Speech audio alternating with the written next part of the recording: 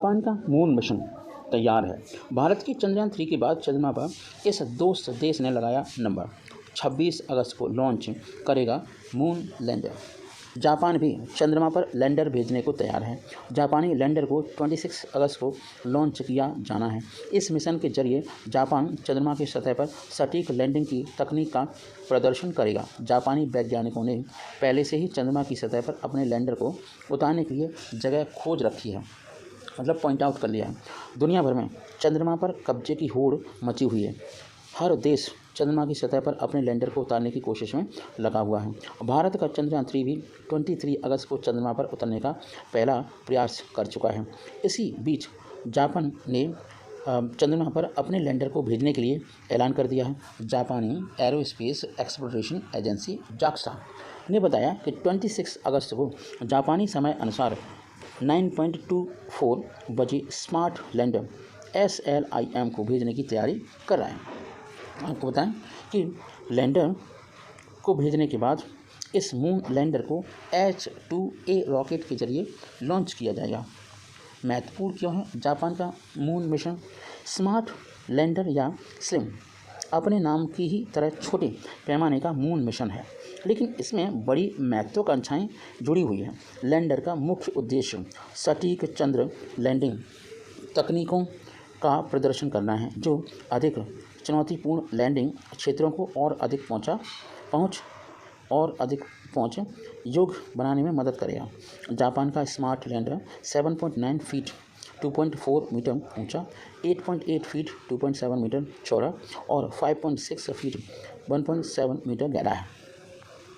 आपको बताएं SLIM का लक्ष्य अपने टारगेट पॉइंट के 328 फीट 100 मीटर के भीतर छूने का होगा। यह महत्वपूर्ण है क्योंकि मिशन शिओली क्रेटर के भीतर लैंडिंग को टारगेट कर रहा है। यह चंद्रमा की सतह पर मारे नेक्टेरिस के भीतर एक ताज़ा 984 फुट चौड़ा खुला क्षेत्र है। इस क्षेत्र चंद्रमा के 13 डिग्री दक्षिण अक्षांश और 25 डिग्री पूर्वी देशांतर पर स्थित है। इस साइट को जावा के सेलेन ऑर्बिटर की अवलोकन डेटा की मदद से खोजा गया था, जिसे 2009 में लॉन्च किया गया था। सटीक लैंडिंग की टेक्निक खोज रहा है जापान। जापानी एरोस्पेस एक्सप्लोरेशन एजेंसी का कहना है कि भविष्य में सटीक लैंडिंग महत्वपूर्ण हो जाएगी। जैसे जैसे सौर मंडल के बारे में मानवता का ज्ञान बढ़ता है, हमारी समझ को आगे बढ़ाने के लिए विशिष्ट अत्यधिक दिलचस्प साइटों तक पहुंच और भी अधिक आवश्यक हो जाएगी। मिशन एक परीक्षण भी है, जिसे उम्मीद है कि हल्के अन्वेषण प्रणालियों के उपयोग के माध्यम से सौर मंडल की खोज में तेजी लाने में मदद मिलेगी। जय हिंद। देश 23 अगस्त को एक नया इतिहास रचने जा रहा है और जैसा कि हम जानते हैं कि जिस घड़ी का इंतज़ार देशवासी कर रहे हैं, उसमें अब महज 27 घंटे बचे हैं। हमारा चंद्रयान अब चाँद से ज़्यादा दूर नहीं है। 23 अगस्त की शाम को 6:04 पर चाँद की सतह पर चाँद के घर पर उतरेगा चंद्रयान 3। घड़ी करीब आते ही इसरो के वैज्ञानिकों के साथ सभी भारतवासियों की धड़कनें भी बढ़ती जा रही हैं।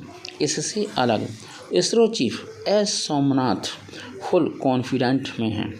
उन्होंने ऐतिहासिक पल से एक दिन पहले कहा कि सब सही है, हमें पूरा विश्वास है कि हमारा लैंडर सफलतापूर्वक चाँद की सतह पर लैंड करेगा। इंडियन स्पेस रिसर्च सेंटर यानी इसरो चीफ सोमनाथ का ये कॉन्फिडेंट देखने को ही बनता है और उन्होंने कहा कि हमारी तैयारियां पूरी हैं। लैंडिंग के वक्त सबको ऑनलाइन इन्फॉर्मेशन दी जाएगी। जय हिंद, जय भारत। में खर्च करने वाले 10 सबसे बड़े देश। नंबर 1 है अमेरिका, 61.97 बिलियन डॉलर खर्च करता है। चाइना 11.94 बिलियन डॉलर खर्च करता है। जापान 4.9 बिलियन डॉलर खर्च करता है। फ्रांस 4.2 बिलियन डॉलर खर्च करता है। रूस $3.42 बिलियन खर्च करता है। जर्मनी $2.53 बिलियन खर्च कर रहा है। इंडिया $1.93 बिलियन खर्च कर रहा है और इटली $1.74 बिलियन का खर्च करता है। वहीं यूनाइटेड किंगडम $1.15 बिलियन का खर्च करता है अपने स्पेस मिशन पर। Thank you so much, have a nice day. जय हिंद, जय भारत। चंद्रयान के बाद इसरो ने आने वाले टाइम में लगभग 8 बड़े मिशन की तैयारी शुरू कर दी है और जैसा कि हम जानते हैं कि भारत ने चंद्रयान 3 के लैंडर की चांद पर लैंडिंग कराकर इतिहास रच दिया है। ये इतिहास जन्मों जन्मों तक, आने वाले कई वर्षों तक, हजारों साल तक रहेगा। अब भारतीय अंतरिक्ष एजेंसी इसरो की निगाहें आसमान में अपने अगले मिशन को सफल बनाने पर टिक चुकी हैं और इससे इसरो का आत्मविश्वास और बढ़ा है। इसरो के साल 2025 तक के मिशन की लिस्ट तैयार हो चुकी है। उन्हीं लिस्ट में से कुछ मिशन मैं आपके साथ डिस्कस करना चाहता हूं। आप जानते ही होंगे 2023 में ही आदित्य L1 मिशन भेजा जाएगा जो सूरज के करीब जाकर उसकी स्टडी करेगा। एक्सपोस्ट यानी एक्सरे पोलराइजेशन सैटेलाइट, यह भी 2023 में ही रवाना होगी जो कॉस्मिक्स एक्सरे स्टडी करेगी। गगनयान भारत का सबसे इम्पोर्टेंट मिशन है जिसका पहला मानव रहित यान 2020 में ही रवाना हो चुका होगा। आपको बता दें, भारत 2030 तक अपना अंतरिक्ष स्टेशन चाहता है। इसके लिए 2024 में स्पेस डॉकिंग एक्सपेरिमेंट लॉन्च होगा और आपको बताएं कि 2024 में ही भारत गगनयान मिशन का दूसरा मानव रहित परीक्षण करने की तैयारी में है। नासा और इसरो की जॉइंट सैटेलाइट निसार 2024 में लॉन्च होगी। यह पृथ्वी की प्राकृतिक हलचल का डाटा देगी जिससे जान माल का नुकसान रोका जा सकेगा। आपको बताएं कि ये सारे मिशन इसरो पूरे शिद्दत से करने वाला है। अब है शुक्रयान फर्स्ट को शुक्र ग्रह के ऑर्बिट की स्टडी के लिए भेजा जाएगा। इसे इसरो 2024 में रवाना कर देगा। चंद्रयान 3 के बाद अब 2024 में एक और लूनर पोलर एक्सप्लोरेशन मिशन रवाना किया जाएगा। आपको बताएं, मंगलयान सेकंड को भी इसरो ने 2024 में ही रवाना करने की प्लानिंग कर ली है और इसकी ज़्यादा से ज़्यादा स्टडी चल रही है। गगनयान 3 मिशन 2025 में लॉन्च हो जाएगा। इसमें इसरो इंसान को अंतरिक्ष में भेजने की तैयारी कर रहा है। तो दोस्तों, आपको बताएं कि आप बस इंतज़ार करिए इस टाइप के नॉलेजेबल वीडियो का और चैनल को सब्सक्राइब ज़रूर करें, बेल आइकन दबाएं और कोशिश करें, अगर आपको अच्छा लग रहा है वीडियो तो आप वीडियो को लाइक ज़रूर करें। लाइक से हमें आत्मविश्वास लगता है और आगे आने वाले टाइम में नई नई वीडियो आपके लिए आते रहें, इसके लिए बेल आइकन ज़रूर दबाएँ। जय हिंद। ब्रिक्स के विस्तार के मुद्दे पर भारत के लिए दोस्त रूस साथ आया है।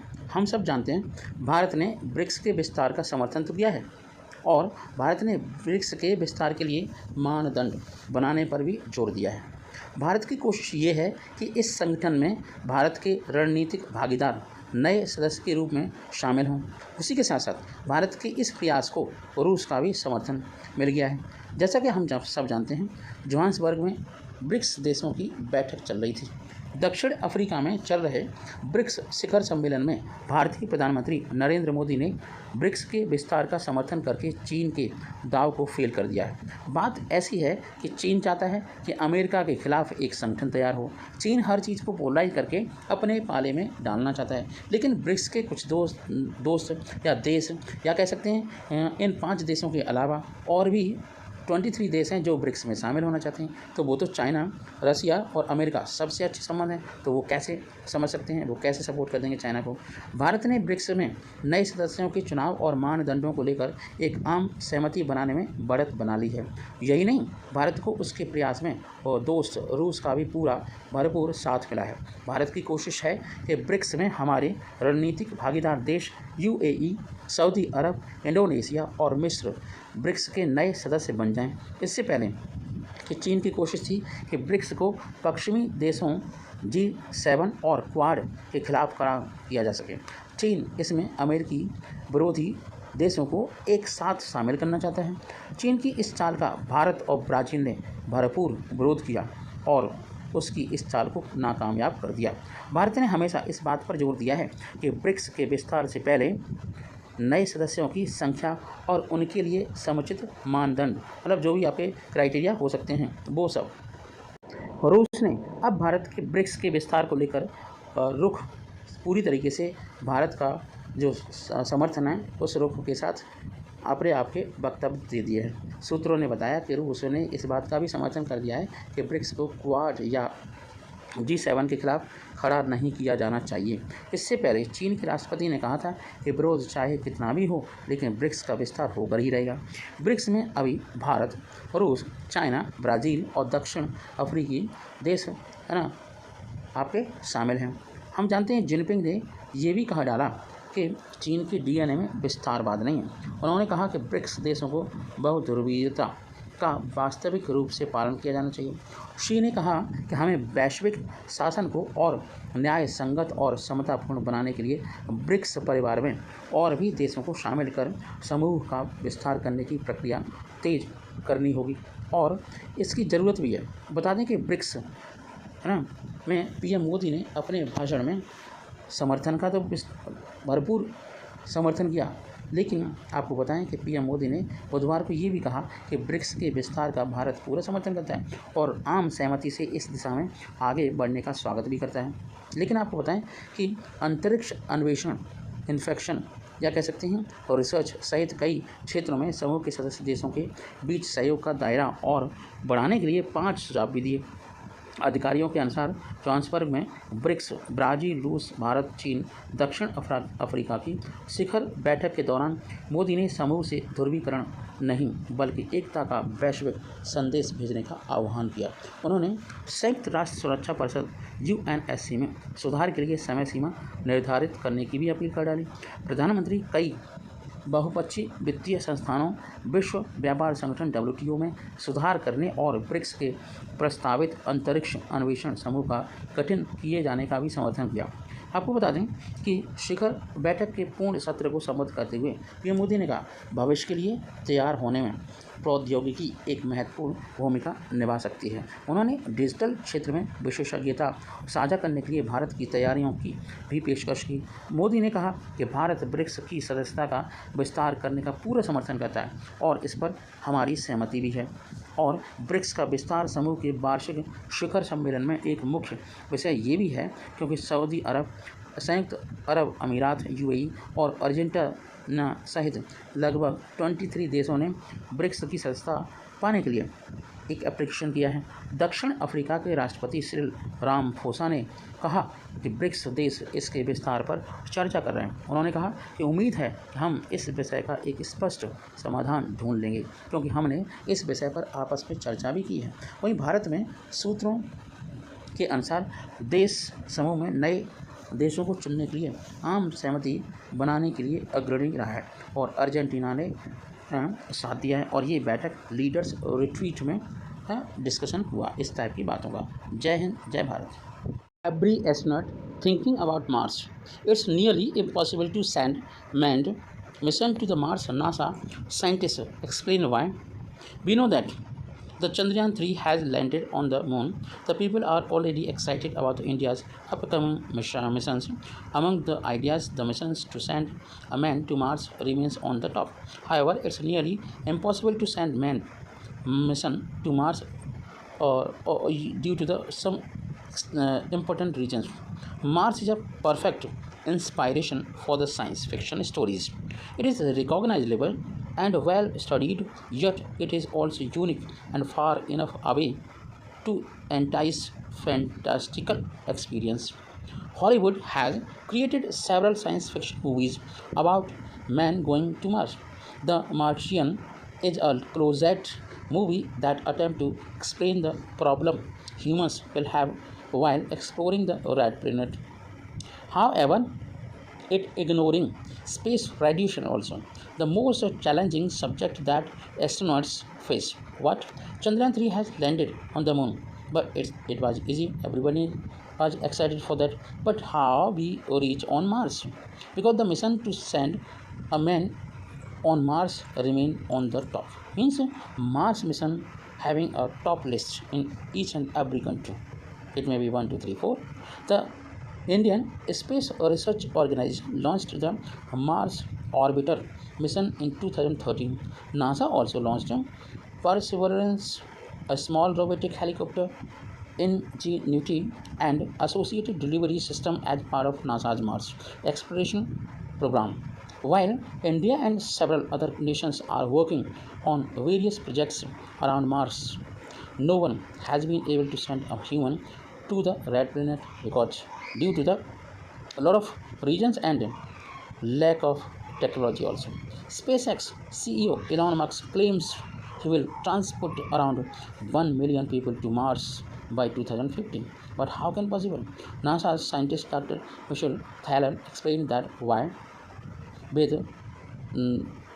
this kind of current technology, it is impossible to protect the astronaut traveling to the Mars because the radiation from the solar flares are coronal mass ejection CME will kill human beings long before they reach. Normal radiation exists in space. The ozone layer in the Earth's stratosphere protects us by absorbing all the radiation.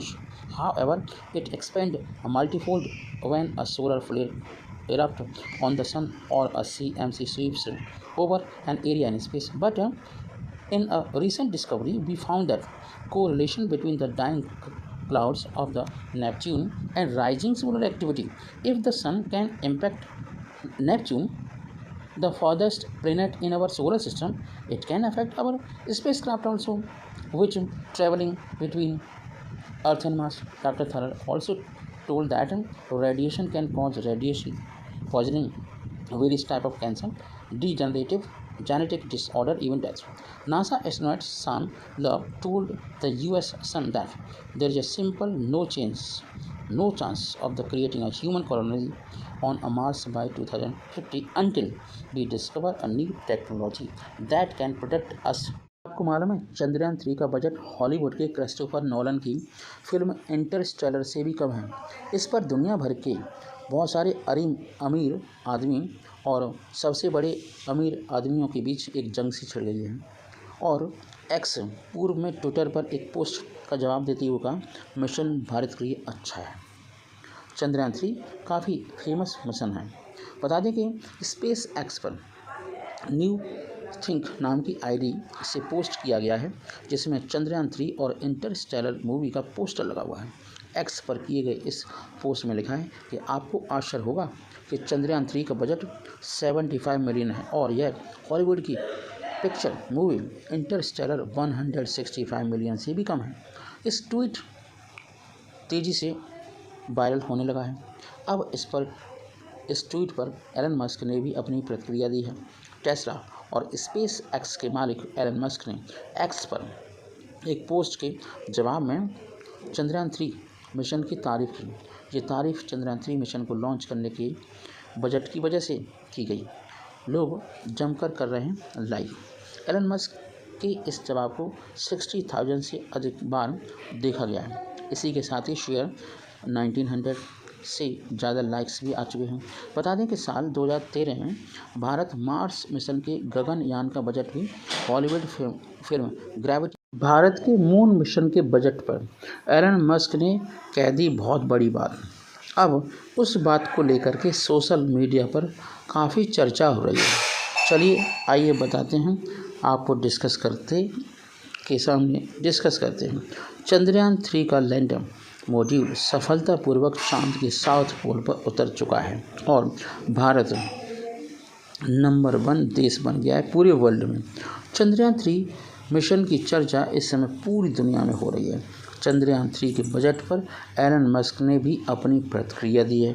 बता दें कि भारत के चंद्रयान 3 का budget Hollywood की picture Interstellar से भी कम है।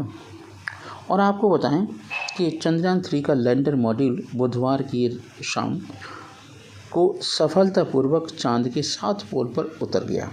Indian Space Research Organisation ISRO की ओर से संचालित इस मिशन पर दुनिया भर की निगाहें लगी हुई थी। चंद्रयान 3 मिशन दुनिया का सबसे बड़ा आकर्षण रहा है और इसे दुनिया भर से सराहना मिल रही है। दुनिया में सबसे ज़्यादा चर्चा चंद्रयान 3 के बजट को लेकर हो रही है। एक्स के सीईओ एलन मस्क इसने चंद्रयान पर क्रेडिट की जंग को लेकर के एक युद्ध सा छेड़ दिया है और उसका कहना है कि नेहरू से मोदी तक जाने किसका कितना काम रहा, कितना कंट्रीब्यूशन रहा। चंद्रयान 3 को लेकर कांग्रेस और बीजेपी के बीच घमासान शुरू हो गया है। कांग्रेस पार्टी के ट्विटर हैंडल ने इसकी शुरुआत की। छत्तीसगढ़ के सीएम ने भी इसके लिए देश के पहले पीएम जवाहरलाल नेहरू को श्रेय दिया। बीजेपी सरकार ने इसे शुरू से ही अपनी उपलब्धि बताती रही है। आइए देखते हैं कि कैसे इसरो की नींव रखी गई और किस तरीके से आगे मिशन बढ़ा। चंद्रयान 3 अपने मिशन में सफल हो गया, लेकिन उसकी लैंडिंग से पहले ही श्रेय लेने की होड़ शुरू हो गई थी। कांग्रेस ने ट्वीट करके पूछा कि चंद्रयान मिशन की शुरुआत किस प्रधानमंत्री के काल में हुई। जाहिर है कि पार्टी का इशारा पूर्व पीएम मनमोहन सिंह की ओर था, जिनके कार्यकाल में 2008 में पहली बार चंद्रयान पर काम शुरू हुआ। छत्तीसगढ़ के सीएम भूपेश बघेल ने कहा कि जिसकी आधारशिला नेहरू ने रखी, उसका आज पूरी दुनिया में डंका बज रहा है। इस तरह की बयानबाजी चंद्रयान 2 की लॉन्चिंग पर भी हुई थी, जब पूरी कांग्रेस पार्टी ही श्रेय लेने के लिए कूद पड़ी थी। जयराम रमेश, राहुल गांधी, मल्लिकार्जुन खड़गे सभी ने इसे पहले प्रधानमंत्री जवाहरलाल नेहरू की उपलब्धि बताया था। दूसरी ओर बीजेपी के शासन काल में अगर उपलब्धियां हासिल हो रही हैं तो जाहिर है कि वो भी इसका श्रेय लेने चाहिए। इस सियासी नूरा कुश्ती के बीच समझते हैं कि नेहरू से लेकर मोदी सरकार तक स्पेस मिशन को लेकर भारत की अप्रोच कैसी रही। आपको बताएं कि नेहरू और इंदिरा के समय स्पेस और रिसर्च उपलब्धियां कैसी रहीं। इसमें कोई दो राय नहीं है कि देश के पहले प्रधानमंत्री जवाहरलाल नेहरू के समय स्पेस और रिसर्च की आधारशिला रखी गई। नेहरू के समय में ही इसरो का बेस तैयार हो गया था, जिसने बाद में इंदिरा गांधी के कार्यकाल में आकार ले लिया। इंदिरा गांधी के समय में ही देश का पहला उपग्रह आर्यभट्ट और दूसरा भास्कर स्पेस में छोड़ा गया और भारत ने वैश्विक स्तर पर उपलब्धि हासिल की थी। कांग्रेस के ट्विटर हैंडल ने ट्वीट किया कि चंद्रयान 2 के सफल प्रक्षेपण के लिए इसरो टीम को बधाई। यह भारत के प्रधानमंत्री पंडित जवाहरलाल नेहरू के उस दूरदर्शी कदम को याद करने का समय है, जिसके तहत 1962 में क्या हुआ था, INCOSPAR के जरिए अंतरिक्ष अनुसंधान का वित्त पोषण हुआ था, जो कि बाद में इसरो बना। रणदीप सुरजेवाला ने प्रथम प्रधानमंत्री पंडित जवाहरलाल नेहरू के मशहूर ट्राइस्ट विथ डेस्टिनी भाषण का हवाला दिया। उन्होंने ट्वीट किया था कि भारत की ट्राइस्ट विथ डेस्टिनी चंद्रयान 2 के सफल प्रक्षेपण के साथ जारी है। ये वो निर्णायक क्षण है जो हमें एक महान देश